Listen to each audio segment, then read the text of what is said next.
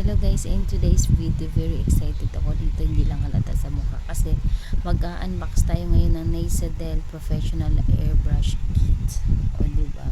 Then na guys, actually bago ko na videoan yung products na to, ilang araw na siya dumating, kaya lang hindi namin siya ma-open kasi medyo busy kami talaga, madami kaming order na cake ng mga ilang araw. So after nito, after na-deliver namin lahat ng cake, kaya medyo magulo yung place natin kasi ginawa namin yan after ng paghatid ng mga cake. So ito na guys, magsa-start na tayo ng unboxing. Ngayon lang ako nag-upload dito ng unboxing.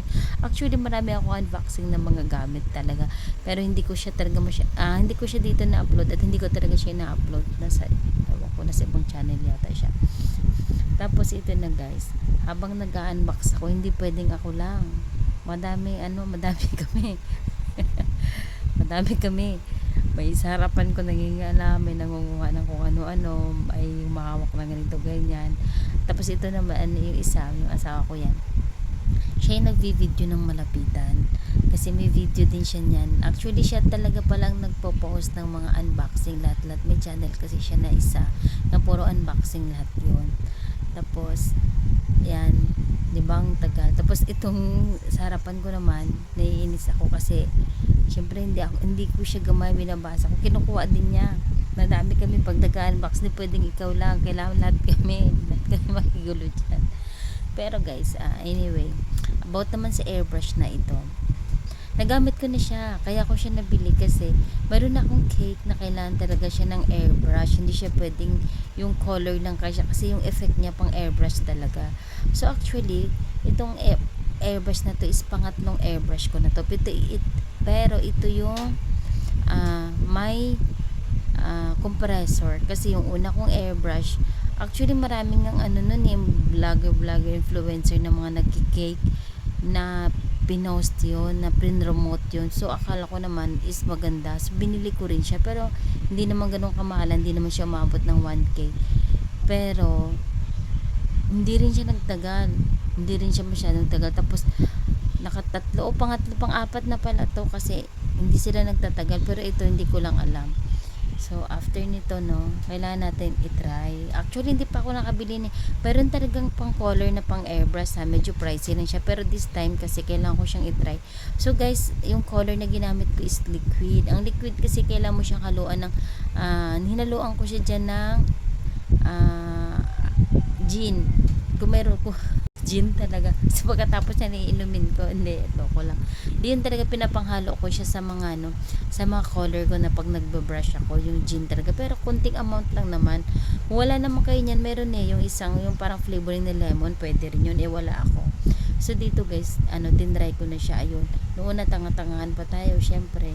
Tapos pupulsuhan mo talaga siya. Akala ko nga sira siya pero hindi. Maganda siya guys, actually super excited akong gamitin ang airbrush na to. Sana magtagal ito sa akin Actually, yung price ng airbrush na to, parang kasing price na rin nung nito. Yun din kinuha ko sa nag-order ng cake. Para hindi tayo medyo bigatan parang feeling ko kasi kailangan natin mag-invest sa mga gamit talaga para makagawa tayo ng magagandang design. So syempre nag-try pa ako dito ng sa fondant, kasi sa fondant ko siya gagamitin. Diba ang saya-saya. Tapos guys, ito yung actual ng tunog ng airbrush guys habang ginagamit ko siya. Hindi siya ganun kaingay, normal lang, sakto lang talaga siya. Yan, ito yun na yung cake na ginamit ko. Actually hindi ito yan, ayun na yung effect niya, pero inulit ko rin yun. Hindi ko lang siya nag-videoan, pero yan yung video na pinakita ko sa'yo kung ano yung tunog niya talaga. Ayan. Tapos after nyan, nagpalit pa ako ng fondant nyan kasi hindi ko nga siya masyadong gamay. Ganun talaga pala, kailangan mo talagang practicein talaga. So ngayon, nung pangalawang gawa ko na perfect na siya, ang nangyari, mainit na ulo ko, hindi ko na siya na-videoan, pero ipapakita ko pa rin dito yung cake na ginawa ko.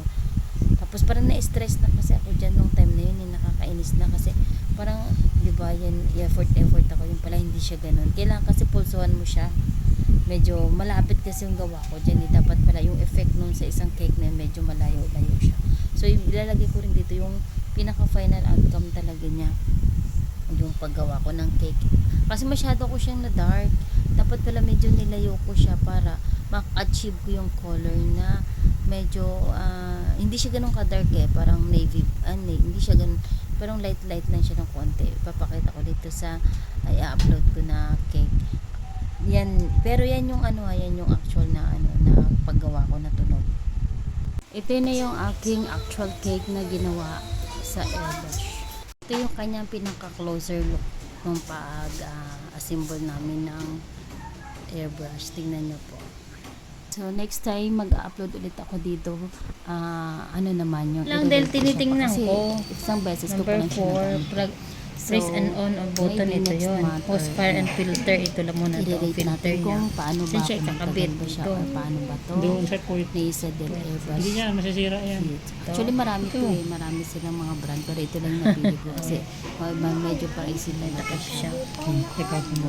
Yes, madali lang siya i-assemble kasi kahit na hindi ka na tumingin dun sa sa pinaka-guide niya kasi madali lang naman siya. Pwede rin siya nakatayong ganyan. Thank you for watching. Pwede rin siya nakatayong.